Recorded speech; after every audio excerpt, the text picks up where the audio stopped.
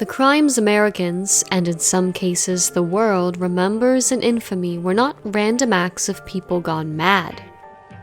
What if you could show that evil isn't chaotic and random, but in some cases, it's organized? What if evil were institutionalized? What if your government was creating killers and releasing them into society? A dive into the dark minds of serial killers reveals a staggering majority were unwitting participants of MKUltra and other government projects. Making the emotional connection between these projects and the real world is extremely important. This impacts reality.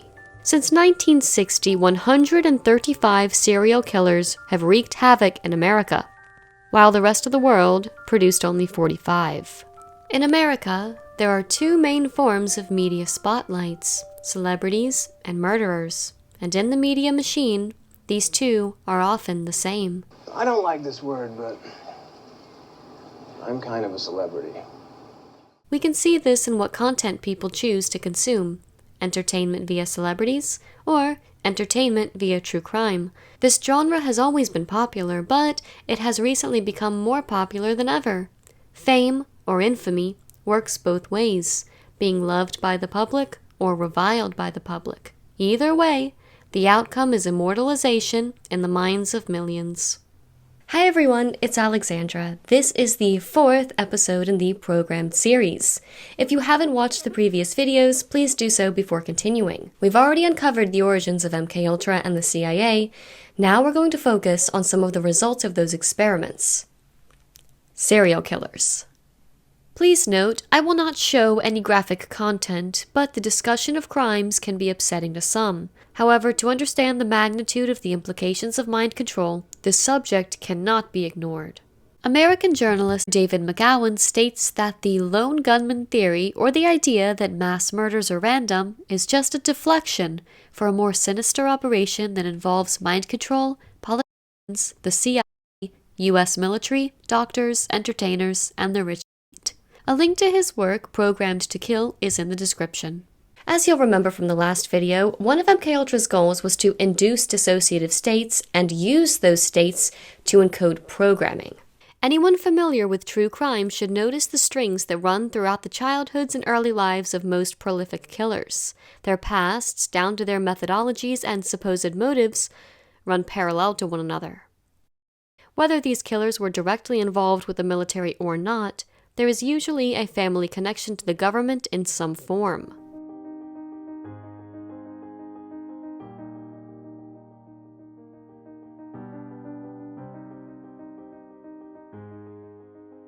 Gary Heidnik was a murderer whose crimes are too graphic to repeat. He was severely abused by his parents and suffered a traumatic brain injury as a child. His father encouraged him to drop out of high school and enlist in the U.S. Army. When he left the Army, he went on to found his own religious organization, or cult, the United Church of the Ministers of God, where he perfected how to manipulate others. He took his Army disability check and opened an account in the name of the church to avoid paying taxes. His church, even though he only had 50 members, went on to make at least $500,000. Heidnik's lawyer said, "I found that my client was a guinea pig for the U.S. Army, and it will be proven beyond any doubt." Army and Veterans Administration documents show Heidnik was the subject of LSD tests between 1961 and 1963. The Unabomber, Ted Kaczynski, had an IQ of 167 at the age of 5. By 16, he was earning an undergraduate degree at Harvard University while being used as a subject of MKUltra. He was among 22 students who were research subjects in the ethically questionable experiments conducted by Harvard University psychologist Henry Murray from late 1959 to early 1962. Murray was a former lieutenant colonel with the Office of Strategic Services, or OSS, during World War II, which, as discussed in the last video, became the CIA after the war. Then there's Henry Lee Lucas, born one of 9 children to alcoholic parents, who spent his early years in and out of prison and mental hospitals. Though his brother joined the Navy, Lucas was not involved in the military. However, he recalled being trained by a cult named Hand of Death in the art of killing. In the book The Hand of Death, the Henry Lee Lucas story, he claims the cult's members varied. Some were socially prominent and also included high-level politicians. He claimed to be a contract killer and an abductor of children whom he delivered to a ranch in Mexico near Juarez. Once there, they were used in the production of child pornography and for ritual sacrifices. Henry said that the cult's operations were based in Texas and included trafficking children and drugs, among other illegal activities. What Henry ended up claiming was that what appeared to be the random works of a serial killer were in fact a planned series of crimes often committed for specific purposes. The lone killer just debunked the lone killer theory. The cult allegedly called itself the Hand of Death based on the occult rite of the Hand of Glory. In the occult, the Hand of Glory is a severed and dried human left hand. It has many symbolic meanings and uses. In ancient Ireland, the fingers were used as candles during ceremonies. Allegedly, the smell alone induced dissociation. Books describing the ancient occult practice of the Hand of Glory in Ireland go back to 1830. Baring Gould's book, Curious Myths of the Middle Ages, describes the recipe for using the Hand of Glory as a gruesome lantern during witchcraft in the Middle Ages. Lucas spent 10 years in prison, with 4.5 of those years in a mental ward before his murder spree. During that time, he received intense drug and electroshock treatments. He would later describe this period of incarceration as a nightmare that would not end. He complained chronically about hearing voices in his head, taunting him day and night. Lucas befriended Otis Toole, a confessed cannibal and convicted serial killer. Lucas met up with Toole in Florida after he was inexplicably released from a Texas prison where he was serving time for the murder of his own mother. The pair allegedly then went on a spree of 100 to 120 murders, although law enforcement called some of those murders false confessions. Lucas was eventually convicted of 11 murders. Toole's mother abused him, including dressing him in girls' clothing and calling him Becky. As a young child, Toole was a victim of incest at the hands of many close relatives, including his older sister and next-door neighbor. His maternal grandmother was a Satanist who exposed him to various satanic practices and rituals in his childhood, including self-mutilation and grave robbing, and dubbed him Devil's Child. In 1998, 3 days before Lucas was scheduled to be executed in Texas, then-Governor George W. Bush, infamous for refusing to grant stays of execution to any death row inmate, did something he had never done before or since: commuted his sentence from the electric chair to life in prison. George Bush had executed more people as governor of Texas than any other governor. On June 18, just 12 days before Lucas's scheduled execution, Governor Bush asked the State Board of Pardons and Paroles, whose members are appointed by Bush himself, to review his case. Strangely enough, 8 days later, the board uncharacteristically stated that Lucas's execution should not take place. Lucas became the first and the only recipient of Governor Bush's compassionate conservatism. John Wayne Gacy, the killer clown, had political connections as well as organized crime connections. He claimed to be the cousin of local mob figure Tony Accardo, and that he was an aide to Chicago Mayor Richard Daley, as well as being on friendly terms with Illinois Attorney General William Scott.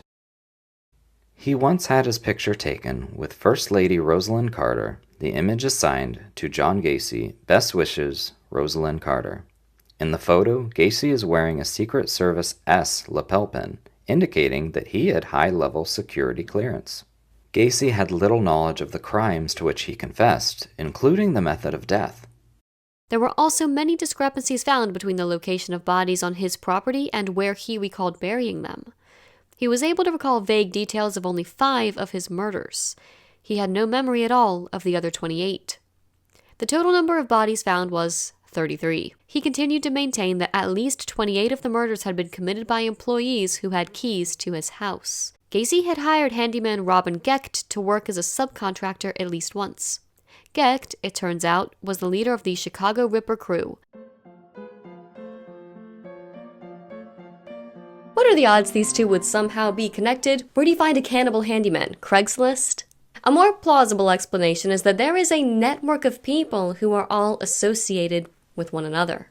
Another serial killer, Dean Corll, who killed nearly 30 boys in the 1970s, was also part of the same child sex trafficking network as Gacy. Corll was known as the Candyman, since his family owned a candy store and he regularly gave boys candy. Corll was in the United States Army in 1964 and was ultimately assigned to Fort Hood in Texas. One of Corll's accomplices, Elmer Henley Jr., stated he was lured in and groomed by Corll before being told he belonged to an organization that sold boys into a sexual slavery ring operating from Dallas. Henley was offered $200 for every boy he brought to Corll. This statement was corroborated by another accomplice, David Brooks.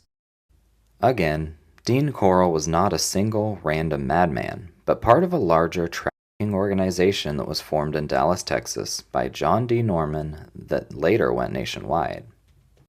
Gacy was also associated with John Norman's child trafficking network that began in Dallas in the mid-60s. Norman then started another network in San Diego, the Conquest Agency. Norman worked to create a nationwide network that operated as the Norman Foundation and Epic International. He was also part of the European trafficking ring, the Guyon Society. Norman was first arrested in Texas, and police seized 30,000 index cards with contacts which included names of the victims and customers of his networks. The Dallas Police Department sent the index cards to the U.S. State Department, where the 30,000 cards, which included the names of politicians, clergy, and millionaires, were promptly destroyed. Norman jumped bail, fled Texas, and went to Chicago, where he formed the Delta Project, which expanded his network.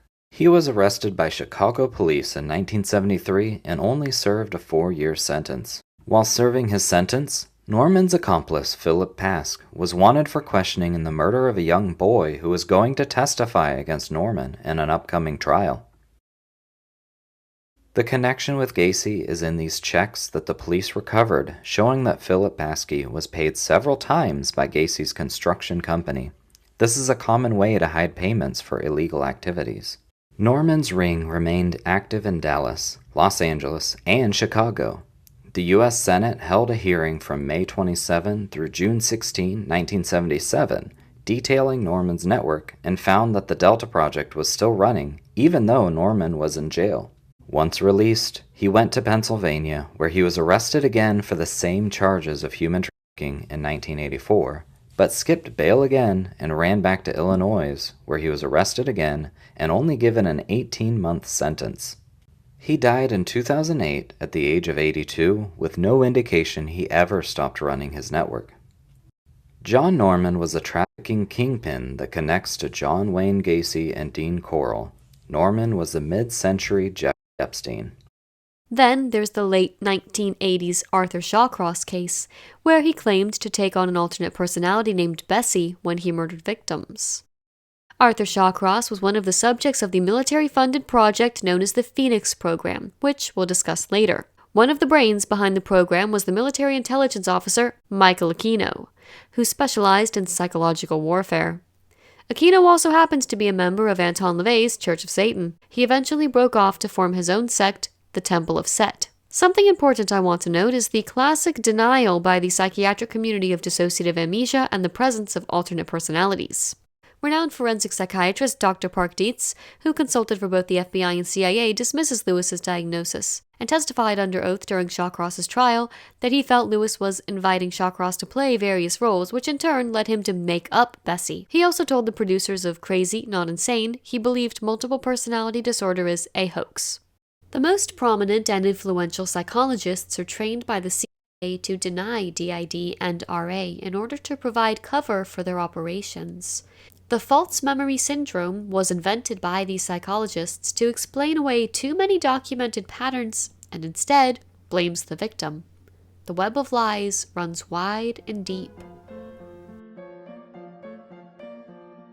Although false memory psychologists point to therapy sessions as the setting in which people commonly determine that they forgot and then remembered abuse, Elliot found that the majority of people who had forgotten a traumatic event and then remembered it identified the trigger as some form of media presentation, such as a film or a television show. Psychotherapy was the least common trigger for remembering trauma.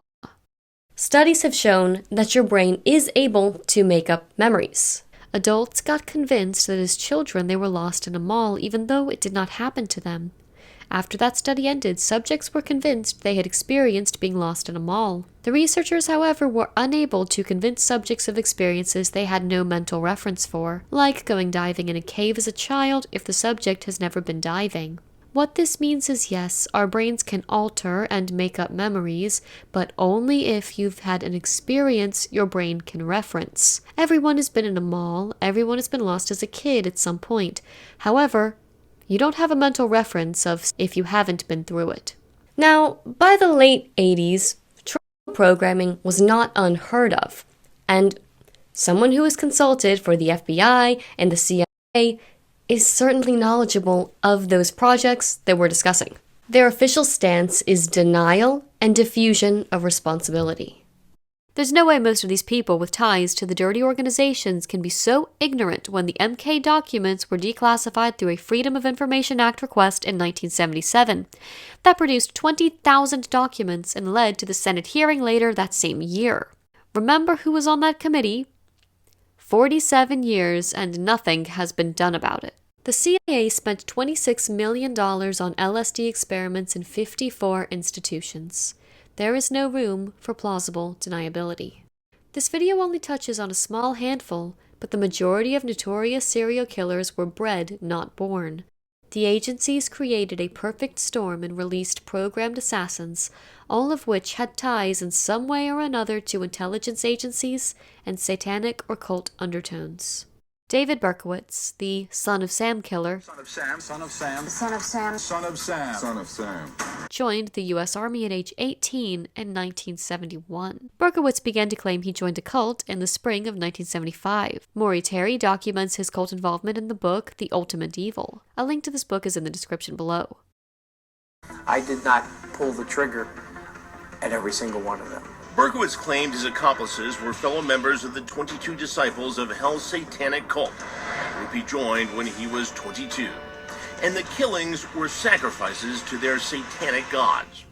Of course, everyone had played a role as far as the chanting and the praying. Everyone had a role in that, and understanding that, this was going to be another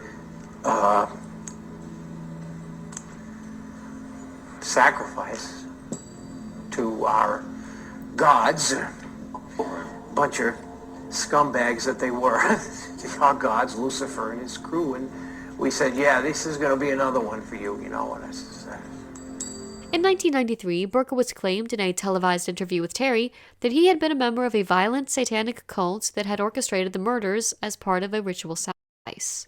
In an interview, Berkowitz said, I had gone to a party in the neighborhood, and I met some interesting people there. Interesting, Berkowitz claimed, because they were into Satanism. We began to talk about the occult.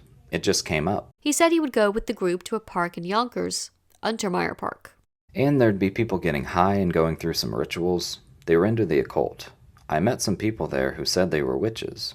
There were animal sacrifices and other dark and ugly things happening. He said he got caught up in the rituals. The group, he said, began to take over his very soul.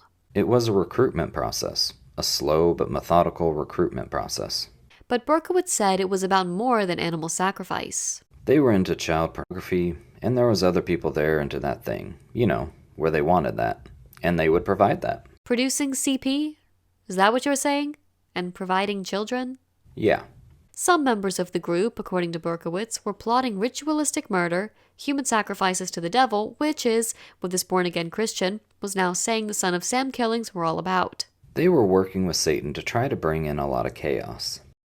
Untermeyer Park in Yonkers is the same place Berkowitz said the group he ran with was centered and frequently held gatherings in the park. We've discussed how Samuel Untermeyer funded Cyrus Schofield in my video, The Antichrist Investigation.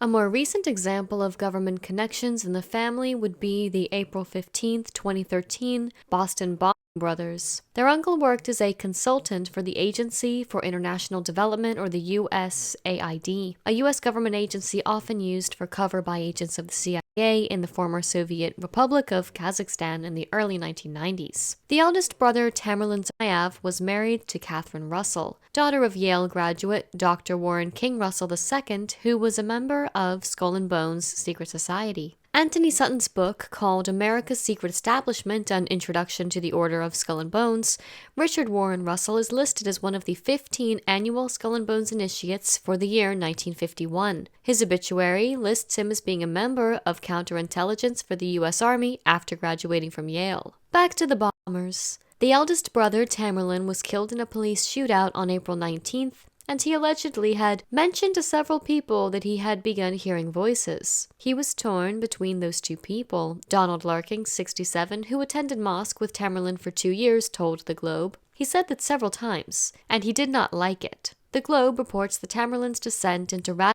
Islam seems to track with him reporting hearing voices, and believing that he was under mind control. He believed in majestic mind control, which is a way of breaking down a person and creating an alternative personality with which they must coexist, Larkin said. You can give a signal, a phrase, or a gesture and bring out the alternate personality and make them do things. Tamerlan thought someone might have done that to him. Tamerlan made comments to his mother about having 2 people in his head as early as 2008. She admitted to a family friend. Max, another family friend who was a urologist, told The Globe that when he heard about Tamerlan's admission, he concluded that he likely suffered from schizophrenia. Despite his advice, Tamerlan's parents never sought mental health treatment for him. Here we have an example of ignorance about mental health, and people paying the price for it. Dissociative disorders are the only disorders with multiple personalities. Hearing voices, as is the case with schizophrenia, has nothing to do with multiple personalities.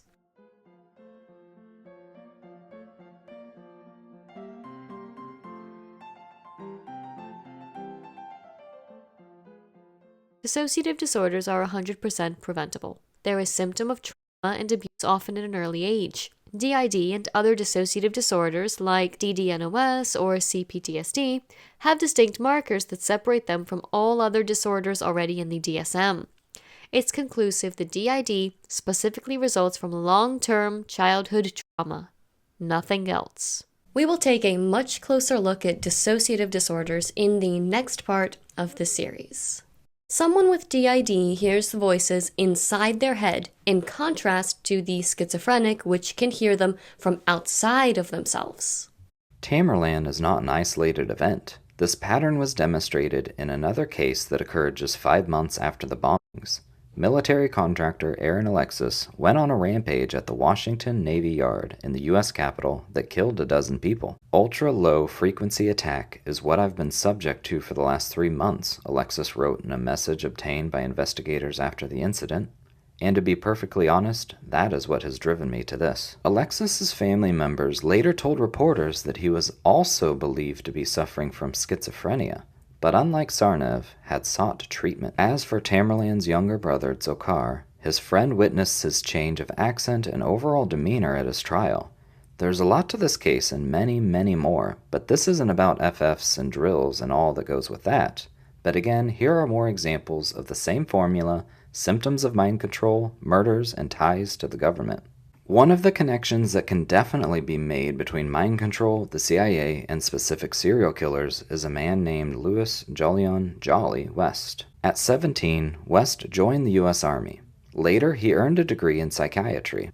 In 1948, he had transferred to the U.S. Air Force Medical Corps, and in 1952, he was appointed as Chief of the Psychiatry Service at the Lackland Air Force Base, San Antonio, Texas. Later, West headed up the psychiatry department at UCLA and the school's renowned neuroscience center until his retirement in 1988. One day, among a batch of research papers on hypnosis in West's archives there, I found letters between West and his CIA handler, Sherman Grifford. The cover name, according to John Marks, The Search for the Manchurian Candidate, for Sidney Gottlieb. West, who had once written to a magazine editor that he had never worked for the CIA, had in fact worked closely with the agency's Black Sorcerer himself. Let's stop here for a minute and give you a little history on the Black Sorcerer Dr. West worked with. According to Stephen Kinzer, author of the book Poisoner in Chief, the visionary chemist Sidney Gottlieb was the CIA's master magician and gentle-hearted torturer, the agency's poisoner in chief. As head of the MKUltra mind control project, he directed brutal experiments at secret prisons on 3 continents. His experiment spread LSD across the United States, making him a hidden godfather of the 1960s counterculture, For years, he was the chief supplier of spy tools used by CIA officers around the world. Late in the fall of 1966, West arrived in San Francisco to study hippies and LSD. When he arrived in Haight-Ashbury, West was the only scientist in the world who had predicted the emergence of potentially violent LSD cults such as Charles Manson's family. It's easy to predict something will happen if you're the one who's going to make it happen. The person Sidney Gottlieb put in charge of the LSD programs in San Francisco was Louis Jolly West. In the Height, West arranged for the use of a crumbling Victorian house on Frederick Street, where he set up what he described as a laboratory disguised as a hippie crash pad. The pad opened in June 1967 at the dawn of the Summer of Love. The CIA also set up a free medical clinic in the neighborhood under the pretense of giving them free medical care, but with the covert goal of examining them and using them as test subjects. The Manson family regularly came through this clinic, and another psychiatrist who worked on mind control experiments with West even embedded himself in the cult for several months. West was deeply connected with the Manson case, but was strangely absent from the trials. In 2019, a news article questions whether a CIA secret LSD lab turned Manson into a killer. The article says that the answer could be in Manson's lost year in the Haight-Ashbury district of San Francisco, California, a year largely overlooked in the endless dissection of Manson's crimes, where during the 1967 Summer of Love, he began to drop acid and form his cult. That's the exact answer. Charles Manson was programmed by Dr. Jolly West in San Francisco, who was working with Dr. Sidney Gottlieb and the CIA. An alarming number of serial killers were unwilling participants of MKUltra and other secret government projects. Rather than the profile of a lone predator, we find controlled assassins and patsies conditioned and programmed by a variety of intelligence fronts including military entities, psychiatric institutions, and satanic cults. McGowan, as previously mentioned, wrote, "For anyone who doubts that the CIA or any other of the numerous interwoven intelligence agencies would be doing these things, it's important to remember that we are talking about the same agencies that, through operations like Paperclip, recruited some of the most twisted men from the Third Reich, such as Klaus Barbie and Joseph Mengele. At this point, anyone who still believes the old disinfo campaign of, if there were some nefarious reason for these killings, be it mind control or cult involvement, well, we'd all know about it. It's not armed with the facts." With so much evidence available now, it is not an option anymore to ignore this. It takes dedicated research, and you will never be told any of this from the mainstream media. They are in the business of covering it up for a reason. But all of the information that I have found is open source and accessible to anyone who cares enough to know the truth. Money and connections shape reality as far as the media is concerned. There is always more to a case than the public is aware of. I invite you to take a look at the way the Menendez brothers were torn to shreds by the media after recounting the horrific abuse they suffered at their parents' hands, and consider if the media is sympathetic to victims of abuse or to the abusers. We want justice. We want blood justice fast. No indication of any kind that there was ever any abuse. Prosecutors say greed drove the boys to shooting their parents to death last August.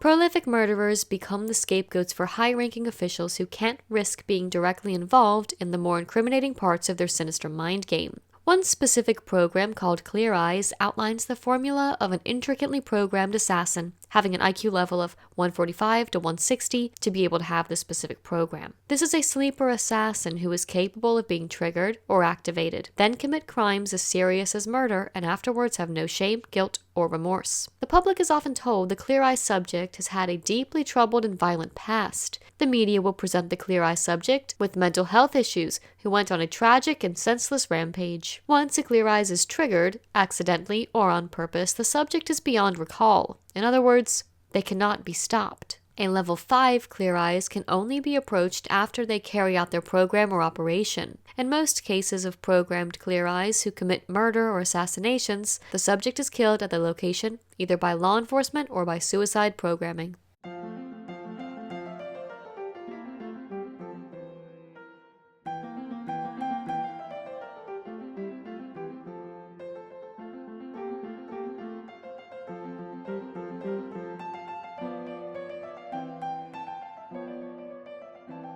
CP, in other words child and then a word that should never involve children, is a multi-billion-dollar business in the US alone. John Hollingsworth, the late author of the book Unspeakable Acts, said, quote, "It's bigger than Disney. Much bigger." Disney is another front used to traffic CP. To make the obvious very clear, all children involved in CP are accused children. The children victimized by the CP worldwide cult empire come from various places, such as being born into families with cult connections or religious organizations involved, as well as orphanages and missing children. Ted Gunderson, former FBI station chief for Los Angeles, has stated, "The FBI has an accurate count of the number of automobiles stolen every year. It knows the number of homicides, rapes, and robberies, but the FBI has no idea of the number of children that disappear every year. They simply do not ask for statistics." According to the National Institutes of Health, CSA, once thought to be rare, is nowadays accepted as a frequent reality that occurs across a range of cultures and socioeconomic backgrounds worldwide. Please read this quote from the European Psychiatry Association.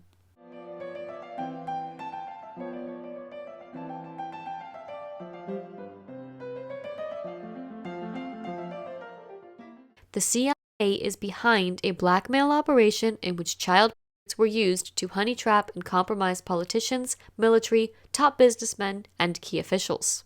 This fact made it into the news in 2019 during the vetting process for the new Secretary of Labor, Alexander Acosta. New allegations from the Daily Beast and journalist Vicky Ward reported that Acosta told the Trump administration during the screening process for his current role that he was asked to cut a deal with Epstein because he was told the financier belonged to intelligence, and that the issue was above his pay grade. Intelligence in this case could mean either CIA, MI6, Mossad, or any combination of the three. Let me be clear. Child trafficking is run as a single, integrated world operation. This operation is coordinated by the CIA and other foreign intelligence agencies. Think that's bad? But wait, there's more. We're going to talk about 3 more projects. The CIA uses drugs, hypnosis, torture, sleep deprivation, and even study darker ways to control their subjects. A sub-project of MKUltra, called MKOften, incorporated research into the occult and demonology after Dr. Stephen Aldrich took over the program from Dr. Sidney Gottlieb. Dr. Stephen Aldrich took over the leadership role, and ORD continued to probe for ways to control human behavior until 1979, and they were doing so with space-age technology that made the days of MKUltra look like the horse and buggy era. Creating a subservient society was not out of sight. Aldrich inaugurated Operation Often, which incorporated the occult and demonology. They searched for ways to use the paranormal in spying and counterintelligence. ORD sponsored work in parapsychology. Along with the military services, agency officials wanted to know whether psychics could read minds or control them from afar, telepathy, if they could gain information about distant places or people, clairvoyance or remote viewing, if they could predict the future, precognition, or influence the movement of physical objects or even the human mind. It was then expanded to study the effects of various drugs on animals and humans. According to author Gordon Thomas's 2007 book, Secrets and Lies, the CIA's Operation Often, was also initiated by the chief of the CIA's Technical Services Branch, Dr. Sidney Gottlieb, to explore the world of black magic and harness the forces of darkness and challenge the concept that the inner reaches of the mind are beyond reach. As part of Operation Often, Dr. Gottlieb and other CIA employees visited with and recruited fortune tellers, palm readers, clairvoyants, astrologers, mediums, psychics, specialists in demonology, witches and wizards, Satanists, other occult practitioners, and more. Throughout the 60s and 70s, various intentional acts of violence began to explode in the US as a result of the hideous Phoenix program, which was designed to use extreme shock to traumatize the Vietnamese people during the war into compliance.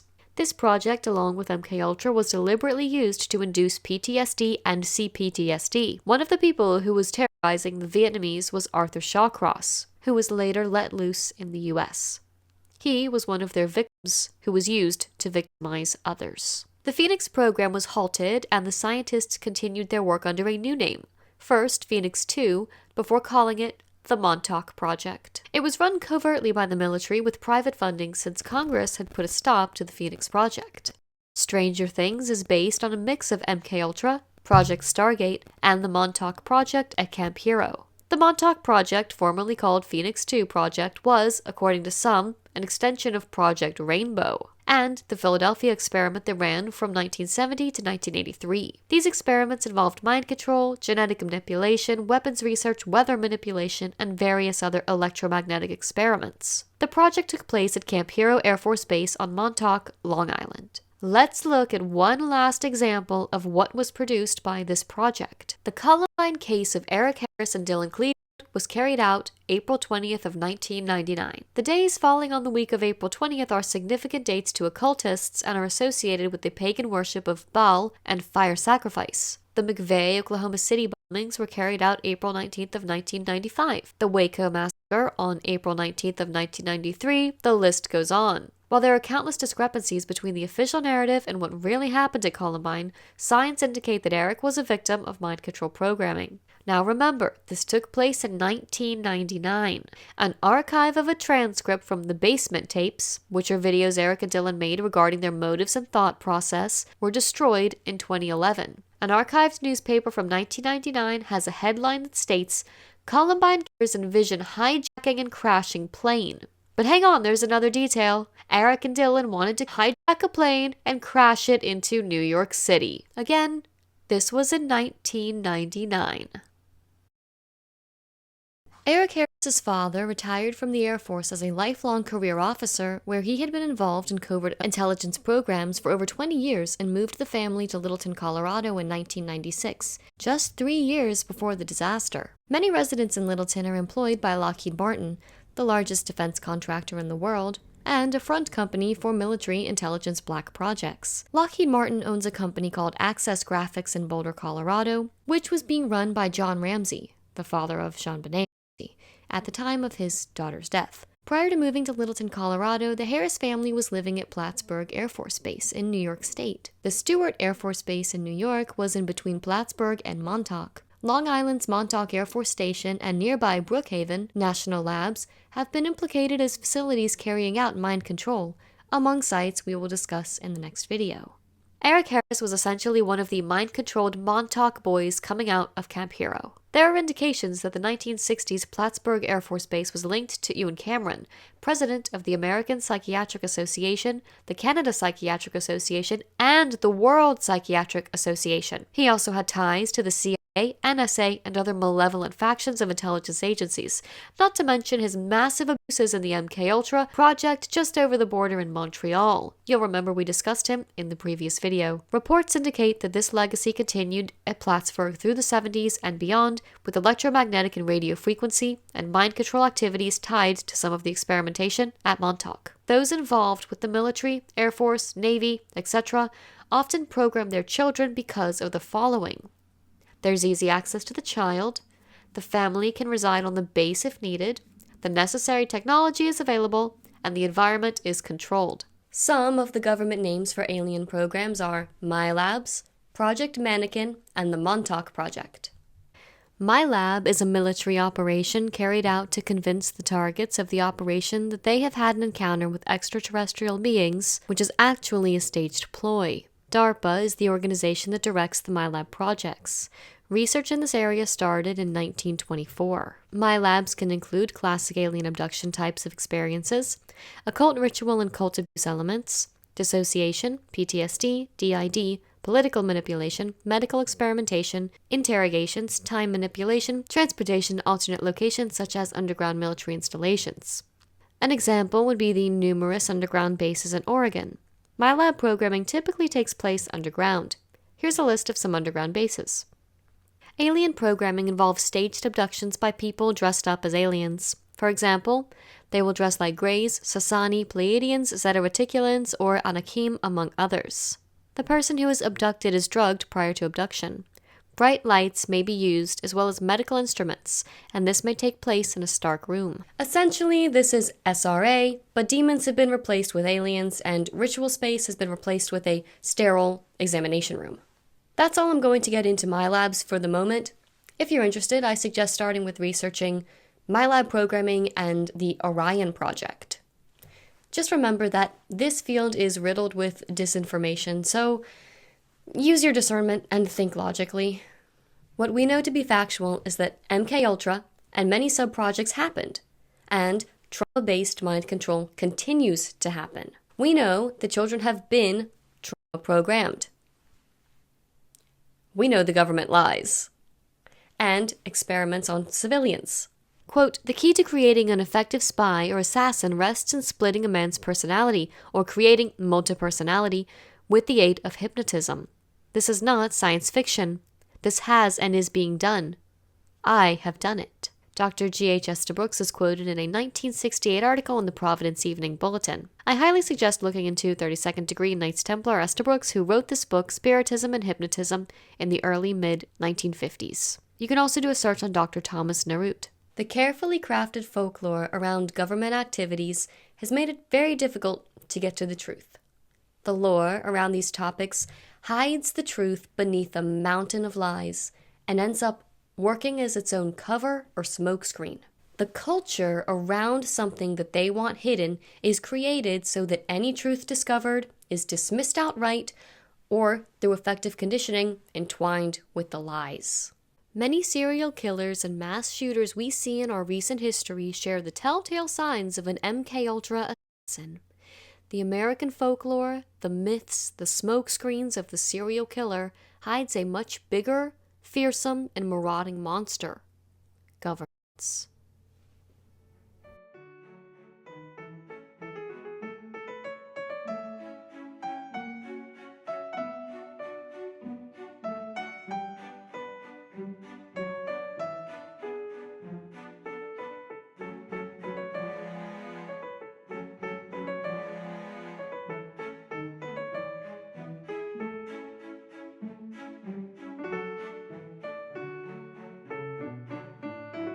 One drawback with a number of the government's programs was that the subjects were adults. Thus, their minds were more difficult to manipulate.